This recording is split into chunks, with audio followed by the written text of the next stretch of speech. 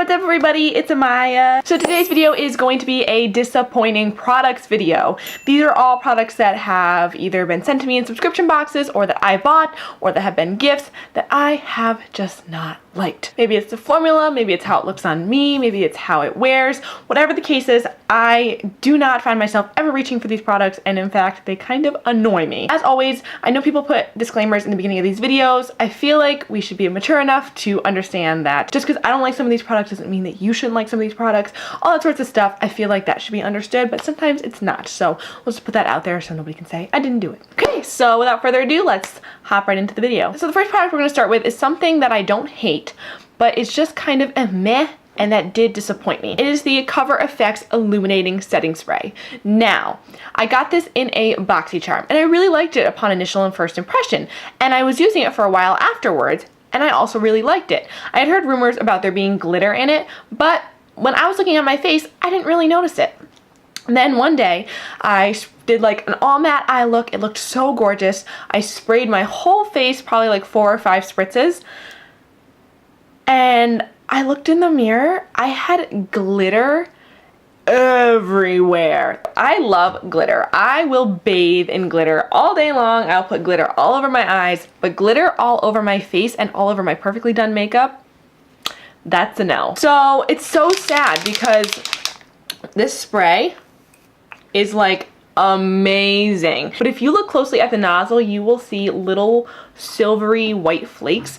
That's the glitter in this setting spray. I do, however, love using this on my body. If I put highlighter on my shoulders, I will actually spray this because the glitter is fairly fine when you spray it over a large area. So on the body, I don't mind it at all. And sometimes if I'm doing a super glam look, I will just do like 1 or 2 little sprays in the highlight region, and you don't really notice the glitter then. But if you spray this all over your face, girl. Okay, so hopping down a little bit, we're gonna go into a drugstore product I don't like, and this is the Flower Beauty Endless Wear Ultimate Eye Color. So this is in the shade Sheer Sands, and I picked this up on sale at Walmart.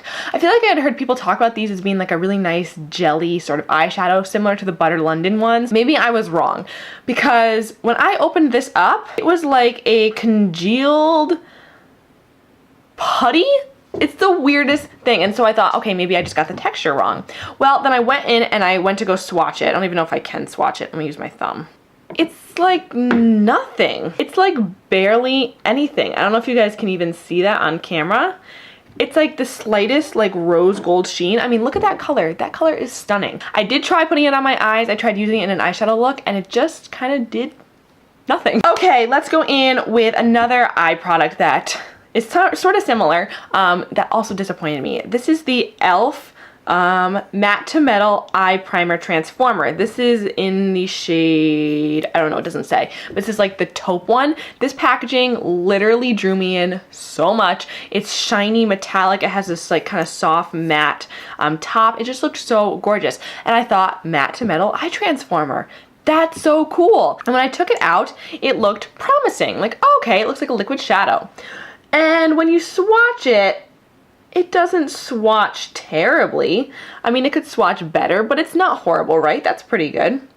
However, when you blend this out on your eye, and I'm gonna blend it out on my hand right now. I don't know if it'll do it. But when you blend this out on your eye, it literally blends away to nothing. I mean, I don't want something like super gloopy on my eye, but this literally blends out to nothing on the eye. And I mean, even on my hand, it just looks like a handful of like taupe-ish glitter, and I love me some sheer glitter. But this is the kind of glitter where it's just like little shimmers, so you really don't see it on the eye at all. It looks like nothing. It is the craziest thing because it swatches beautifully. It has this really soft, matte, creamy texture. You think it's gonna look beautiful on the eyes, like it's gonna dry down really nice? No. No. Okay, next I have 3 highlighters actually that disappointed me. And one of them is not really disappointment, but just kind of what was I thinking? So let's start with that one. This is the Bonnie Lou-Manizer from theBalm. Okay, so I have Mary Lou-Manizer, Betty Lou-Manizer, and Cindy Lou-Manizer. So when I saw that they came out with Bonnie Lou-Manizer, I really didn't even think. I was just like, yep, everything is so cute and like vintage, and I love vintage style. I mean, I swing dance. I love old fashioned things. I think they're so cool. So this packaging just totally gets me. So I saw it and I was like, well, yeah, it's one of the Manizer sisters. I have to get it. I have all the other ones. Okay, literally, that is so stupid because if you look at this, it's a highlighter. When am I going to use this type of highlighter? So at first you might think that doesn't look so bad, but when you swatch it, it's this beautiful deep golden highlighter that is way too dark for me.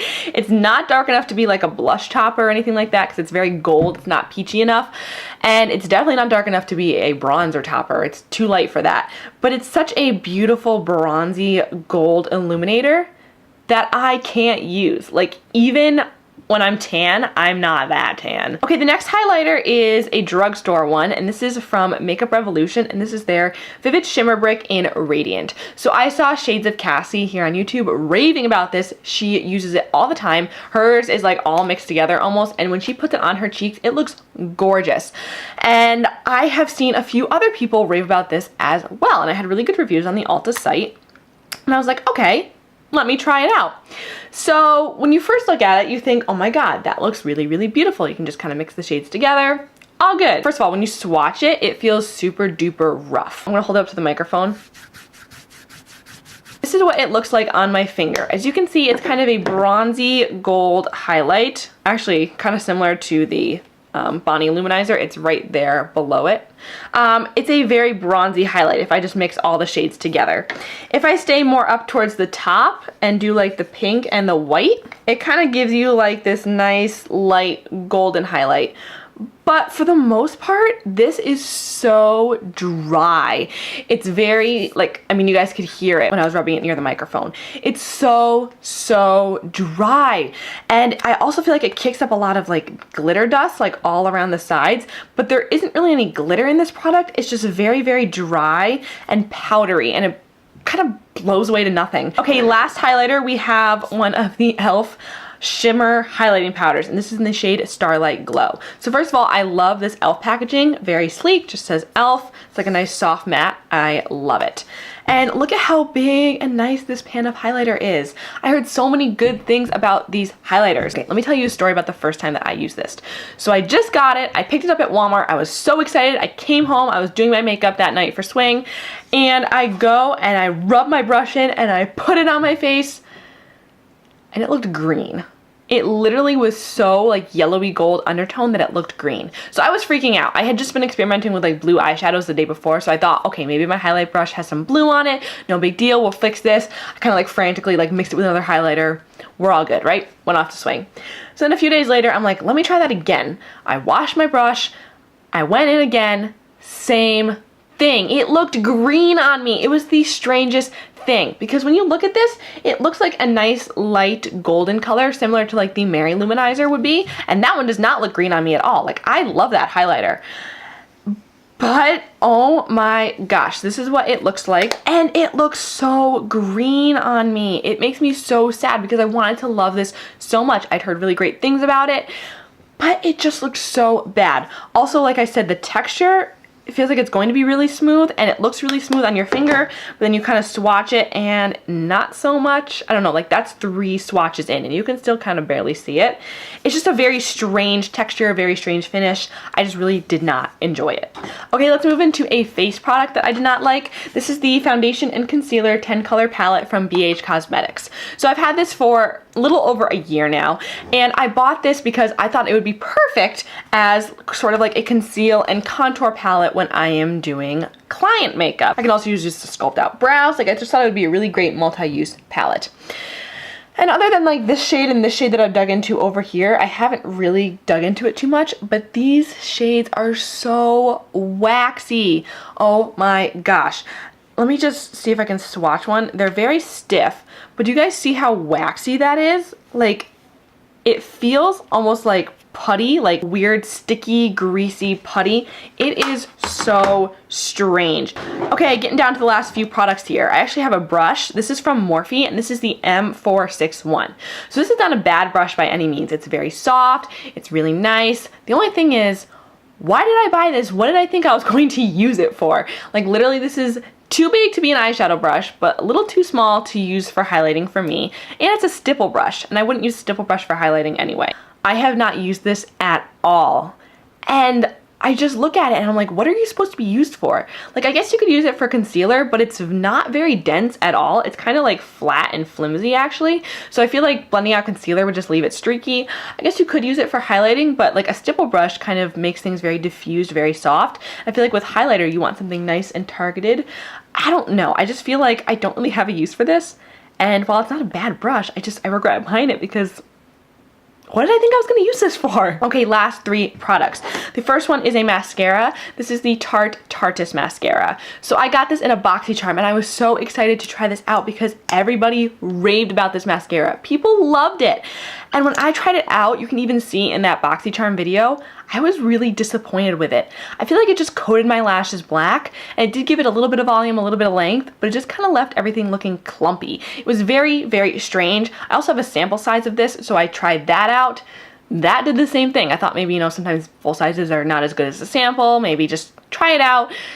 No. And I actually did try this out again recently, and same thing. I thought maybe it just needs to dry out a little bit, then it'll be good. No. Okay, last 2 things are lip products. The first one is the NYX Lingerie liquid lipstick in the shade Satin Ribbon. You guys, I just tried to put this on and it was the streakiest, grossest thing ever. I had one of the other ones that was in like a brown shade and it went bad, but it's really sad because when you look at this, it swatches beautifully. Like it swatches as this nice nude pink, but oh my god, you guys, I put this on my lips and it showed every little line, bump, crack. It was so streaky and sheer and just, it looked like I had like some weird like powder streaked over my lips. It was gross. And then the last thing is a kind of regret, but also I still use it, but there's some things I don't like about it. This is the Too Faced La Creme lipstick and it's in the shade Topless. So this is what it looks like. It's a beautiful, creamy nude. I bought this so excited because I'd heard so many people rave about these, and the packaging feels so high-end. It's kind of heavy and it's gorgeous. It's gold, and you guys know I'm a sucker for gold. The smell of these, you guys, is so strange. I don't know if I have a bad one, but it smells like a weird, like, soury, gross lemon. Oh, I don't know. I can't stand the smell of it, but like whatever, I can get over that. But on the lips by itself, it's so creamy and glossy that it separates on the lips and it fills in every little line and just does not look good. So I will wear this over like a really matte lipstick like I'm wearing now. But by itself, I cannot wear this, and it makes me really sad because it wasn't cheap. And I heard such great things about this. I don't know, maybe I did get a bad one. Maybe it smells bad because it is bad, but over top of things, it performs okay. By itself, though, it just looks so bad. Okay, so please forgive me, but I was just sitting down to film another video, hence the outfit change, jewelry change, and lip color change. But I totally forgot to mention 2 products that I regret. I don't know how I did it. I was rushing to go eat dinner, and I just totally forgot to mention them. So the first one is the e.l.f. Aqua Beauty eyeshadows in Island Breeze. This is what it looks like. These eyeshadows are so cool. They're like a putty sort of texture. And like this green one here, like it swatches so beautifully. But for some reason, I have not found a use for these eyeshadows. I bought them over the summer and I haven't really used them. I mean, I've swatched some of them. I've tried to use a few of them, but I have oily eyelids, so cream shadows are typically kind of difficult for me to use. I like using them, but they have to be able to stand up to a little bit of oil, and I feel like these just don't. They crease very easily. Some of the colors, like this one, are gorgeous and very pigmented, and then others aren't, and I feel like the color scheme is kind of off. I don't know. Then the second thing I forgot to mention is a pair of lashes. These are the KoKo lashes in the style Amore, and I bought these thinking they would look like a dupe for the Sriracha lash from Iris Beauty, which I just think looks so gorgeous on so many people, but these look absolutely ridiculous on me. Oh my gosh, they look kind of pretty in the box, like, yeah, not bad, right? You take them out and you put them on your eyes, and they actually have like these pieces of like clumped together lash in them. They have like these triangles. I'll insert a close-up of like clumped together lash, and when you put them on, it literally looks like triangles sticking out of your eyes. It is the most ridiculous thing.